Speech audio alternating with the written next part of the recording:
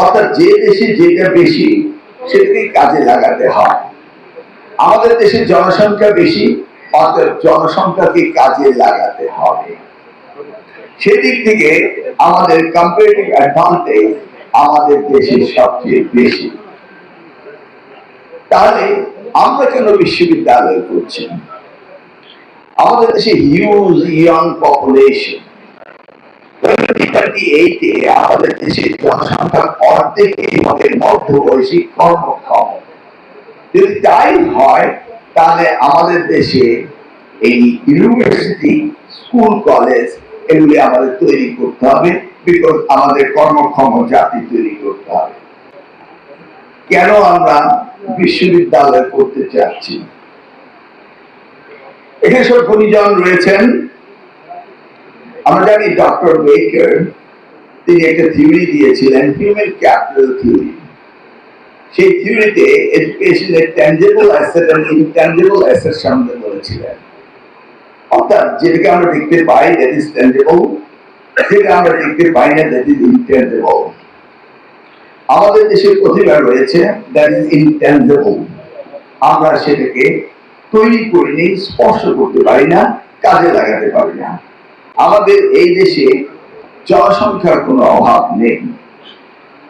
আরেকজন বলেছিলেন David Ricardo বলেছিলেন কম্পারেটিভ অ্যাডভান্টেজের কথা। এমন হতে পারে নওগাঁ এমন একটি সুন্দর জায়গা, এখানে ফসলে ভরপুর, মানুষরা কৃষিবিদ, সেই জায়গায় তো একটি স্কুল অফ এগ্রিকালচার প্রয়োজন হতে পারে।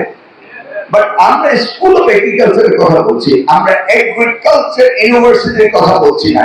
সেই কনসেপ্টেই বগুড়া বিশ্ববিদ্যালয়তে দেওয়া হয়েছিল যে যা প্রয়োজন হবে। আগে ছিল কি সায়েন্স এন্ড টেকনোলজি, এখন সায়েন্স এন্ড টেকনোলজিতে বেরিয়ে এসে আপনি সকল অনুষদ খুলতে পারেন, বিজনেস খুলতে পারেন, সোশ্যাল সায়েন্স খুলতে পারেন, মেডিকেল সায়েন্স খুলতে পারেন, নার্সিং খুলতে পারেন। তো এই ধরনের একটি কনসেপ্ট নিয়ে এই বগুড়া বিশ্ববিদ্যালয় হয়ে গেছে। আমাদের দেশে আরো বেশি প্রয়োজন রয়েছে টেকনোলজি।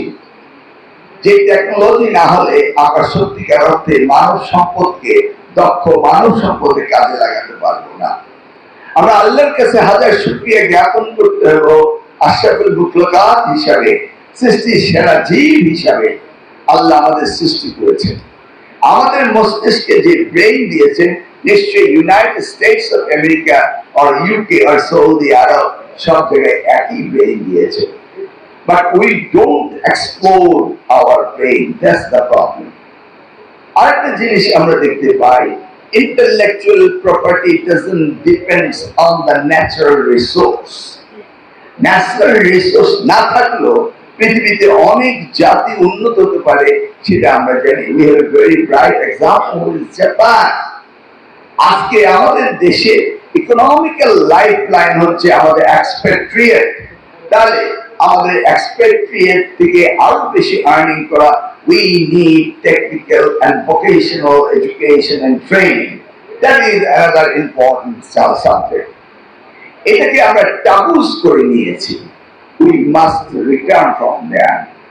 ধরুন আজকালকের দিনে দেখতে পাওয়া যাচ্ছে মাদ্রাসায় স্টুডেন্ট মাইগ্রেটেড হচ্ছে বেশি, আবার যেদিকে যাচ্ছে সেদিকে গেলে তো আবার অন্য সময় চলে যাচ্ছে।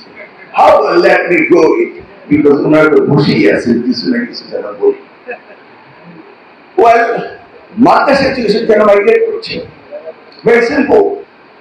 এবারে এসএসসি পরীক্ষায় আমি একক প্রশ্ন করেছি, সারা বাংলাদেশে একক প্রশ্ন করেছি, 9টি বোর্ড একক প্রশ্ন করেছে, কিন্তু টেকনিক্যাল এডুকেশন বোর্ড এবং মাদ্রাসা বোর্ডকে আমি একক প্রশ্ন করতে পারিনি।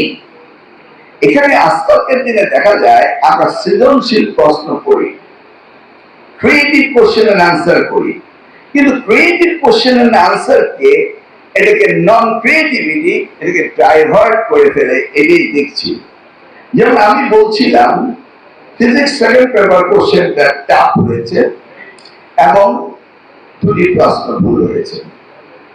প্রস্তুত কিন্তু 2টি প্রশ্ন তেমন কোনো ভুল হয়নি, বাট ভুল বলে সবাই বলছে।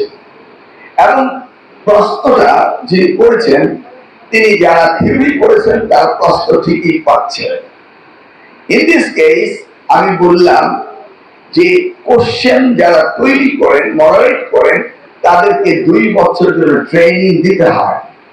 দেওয়ার পরে তাদেরকে তৈরি করে তারপরে কোশ্চেন করতে পাঠানো হয়। আমরা সেই 4 মাস, আমরা তো 2 বছরের জন্য নতুন মডারেটের নতুন কোশ্চেনের সেট করি, আমরা করব।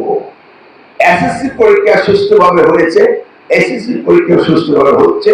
অতএব আমরা এই মডারেশন ঠিক কোশ্চেন আনসার এগুলি আমরা করব, কোশ্চেন আমরা করব।